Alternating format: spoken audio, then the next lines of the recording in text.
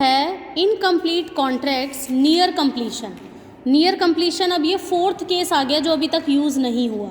ठीक है, fourth case में क्वेश्चन भी सिंपल सा ही हो जाएगा आपका। देखते हैं क्या है। On 31 March 2015 4,85,000 had been expended on a contract. Contract पर 4,85,000 रुपये एक्चुअल खर्च किए हैं, मतलब एक्चुअल एक्सपेंडिचर आ गए 4,85,000 के। Certificate has been received to date to the value of 5,50,000। Certificate का मतलब है वर्क सर्टिफाइड है। अगर कॉन्ट्रैक्ट के प्राइस में से मैं वर्क सर्टिफाइड को माइनस कर दूं, नहीं ये तो डिवाइडेशन में रखना है, क्योंकि फोर्थ वाले केस में जो फॉर्मूला रहेगा वो ये रहेगा कि आपकी एस्टिमेटेड प्रॉफिट इनटू में वर्क सर्टिफाइड अपॉन में कॉन्ट्रैक्ट प्राइस, जो दो फॉर्मूले मैंने बताए थे। ठीक है, आगे देखते हैं क्या है। But the cost of uncertified 15,000। It was estimated that the contract will take further 3 months to complete and it was necessity as additional expenditure 1 lakh। तो आपने टोटल एक्चुअल एक्सपेंडिचर थे 4,85,000, add additional expenditure 1 lakh, 5,85,000। Total estimated expenditure on the contract is to include a provision of 2.5% of total cost। तो मतलब estimated coast. अब question सोचो, estimated coast तो अभी आई ही नहीं है, उसके ऊपर कैलकुलेट करने के लिए कह रहा है, तो माइनस कर दे तो रिमेनिंग वाला बच जाएगा। तो 100 में से 2.5 लेस किया, 97.5 आपका रह जाता है। तो 5,85,000 का 2.5 डिवाइडेड बाय 97.5, ये आपको provision for contingency. Provision for contingency means आपने कुछ पैसा रिजर्व करके रख लिया है, 15,000 रख लिया। ऐड करने के बाद आपका 6 लाख रुपए टोटल एस्टिमेटेड कोस्ट आ गई। ठीक है, अब क्या करोगे, एस्टिमेटेड प्रॉफिट निकालने के लिए कॉन्ट्रैक्ट प्राइस में से एस्टिमेटेड कोस्ट माइनस कर दोगे, मतलब 6 लाख में से 1 लाख गया, बचा जो आपका 1 लाख रुपए, वो आपका एस्टिमेटेड प्रॉफिट आ गया। तो फिर आपको ये बताना है कि contract price 7 lakh and 5 lakh has been received in cash to the date. Calculate the profit to be taken to credit to P&L account. आपको बताना कितना P&L में क्रेडिट किया जाएगा।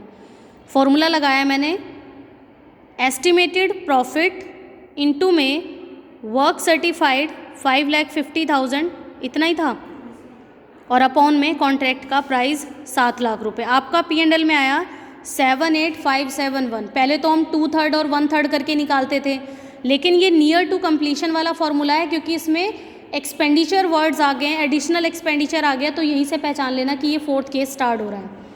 फिर आपने कॉन्ट्रैक्ट अकाउंट बनाया, सर्टिफाइड अनसर्टिफाइड लिया, टोटल एक्सपेंडिचर ले लिए, 80,000 बचा। 80,000 ट्रांसफ़र करने के बाद जो ऊपर P&L में कहा था उसने वो एज इट इज़ लिख दिए, 78,571 रुपये। जो बचा वो वर्क इन प्रोग्रेस अकाउंट में 1,429 रुपये आपके ट्रांसफ़र हो गए। फॉर्मूला लगा दिया उसने, टोटल एस्टिमेटेड प्रॉफिट इनटू में वर्क सर्टिफाइड अपॉन में कॉन्ट्रैक्ट का प्राइस। अब आप इसमें मुझे बताओगे 37 में 3,39,000 have been spent on a contract, मतलब टोटल खर्चा कितना किया कॉन्ट्रैक्ट पर, 3,39,000। वर्क सर्टिफाइड 4,50,000, ये तो कॉन्ट्रैक्ट अकाउंट के क्रेडिट साइड में आ जाएगा। The cost of work done but not certified, ये भी कॉन्ट्रैक्ट अकाउंट के क्रेडिट साइड में।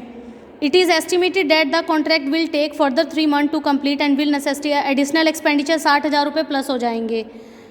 The total estimated expenditure except this reserve upon the contract is to include of provision 5% of the contingency. कह रहा है 339 में आपने जो 9,000 ऐड किए हैं, आपका बना 3,30,000 रुपये। एक्सेप्ट दिस वर्क, मतलब आपको 3-4 केसेस बताने पड़ेंगे इसमें, क्योंकि उसने लिखा है एक्सेप्ट दिस रिजर्व। रिजर्व को छोड़कर अगर हम 5% का प्रोविज़न बनाएं और कॉन्ट्रैक्ट का प्राइस 5,25,000 है, 3,60,000 रुपये रिजर्व करके रखता है, तो बताइए कितना रीजनेबल प्रॉफिट जो है वो P&L में ट्रांसफ़र होगा। अब देखो टोटल एक्सपेंडिचर 3,39,000, राइट। उसके बाद एडिशनल कितना खर्च किया उस पर, 9,000 रुपये नहीं, कितना खर्च किया था, पीछे बताओ मेरे को।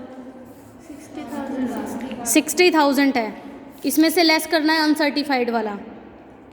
9,000 रुपये हमने लिखे यहाँ पर। आपका कॉस्ट ऑफ वर्क सर्टिफाइड आया 3,30,000 रुपये, बट सर्टिफाइड ही 4,50,000 था, तो कितना आ गया, 20,000 रुपये। ये तो बिल्कुल अपोजिट हो गया फर्स्ट वाला केस। सेकंड वाले में क्या किया, 339 में 60 ऐड किया, वो बता दूंगी मैं ऐसा क्यों करा है उसने। 399,000 बना, फिर वो खुद कह रहा था 5% रिजर्व फॉर कंटीजेंसी है, 5/95 21,000 रुपये, 420 आया। कॉन्ट्रैक्ट का प्राइस था 525, लेस कर दिया कॉस्ट 4,20,000 रुपये, 1,05,000 रुपये एस्टिमेटेड कॉस्ट आ गया। अब दोनों तरीके से उसने फार्मूला लगा दिया। पहले वाला फार्मूला था एस्टिमेटेड प्रॉफिट 1,05,000, इंटू में वर्क सर्टिफाइड 4,50,000, अपॉन में कॉन्ट्रैक्ट प्राइस 5,25,000, आंसर कितना आया 90,000।